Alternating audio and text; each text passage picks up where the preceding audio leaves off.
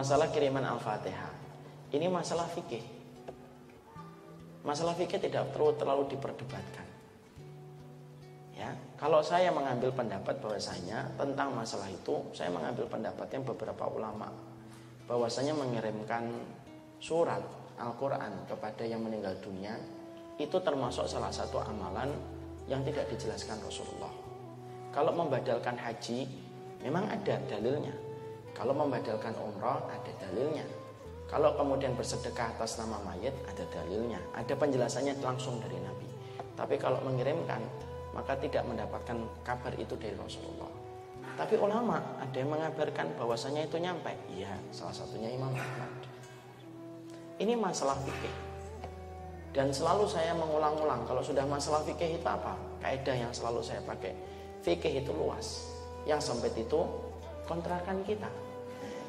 Yang sempit itu hati kita. Yang sempit itu hati kita. Tidak perlu meruncingkan sesuatu.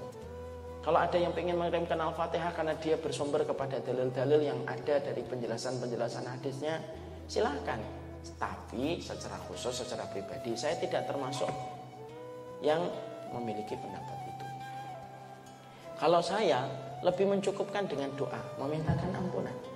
Sebagaimana dalam surat Al-Hasyr ayat yang ke-10. Walladzina ja'u min ba'dihim yaquluna rabbana ighfir lana wa li ikhwanina alladzina sabaquna bil iman. Tapi kita juga tidak boleh gampang-gampang untuk menyesatkan setiap orang yang berbeda pendapatnya dengan kita. Masalah mengirimkan pahala Quran dan pahala bacaan Quran itu memang terjadi khilaf di antara para ulama dulu. Kalau terjadi perbedaan, ya sudah. Mari kita kemudian belajar untuk ma'ruf menyikapi perbedaan.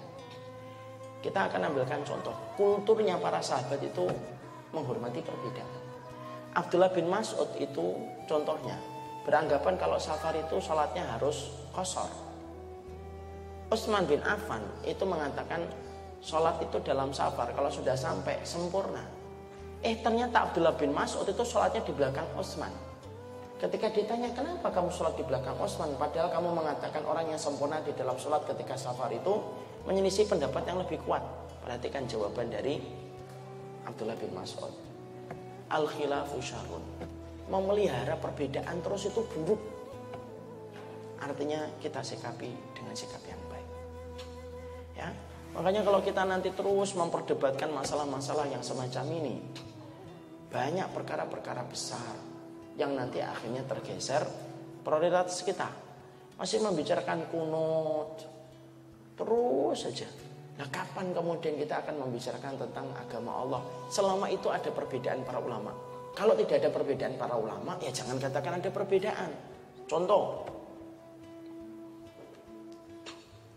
yaitu adalah tentang masalah apa ya, yang tidak ada perbedaan. Masalah kemudian niup lilin ketika ulang tahun, kan tidak ada contohnya. Jangan mengatakan tiup lilin. Nah, ini terjadi perbedaan para ulama. Ulama siapa? Kan tidak ada. Ada nggak Imam Syafi'i? Nggak ada. Kalau tidak ada, katakan tidak ada. Tapi kalau ada, ya katakan ada. Fikih itu luas, yang sempit itu hati kita. Jangan sampai kemudian perbedaan itu merenggangkan persaudaraan kita. Orang Muhammadiyah, dulu kita diadu domba antara Muhammadiyah dengan NU. Saya kulturnya dari keluarga Muhammadiyah. Tapi saya tinggal di lingkungan NU.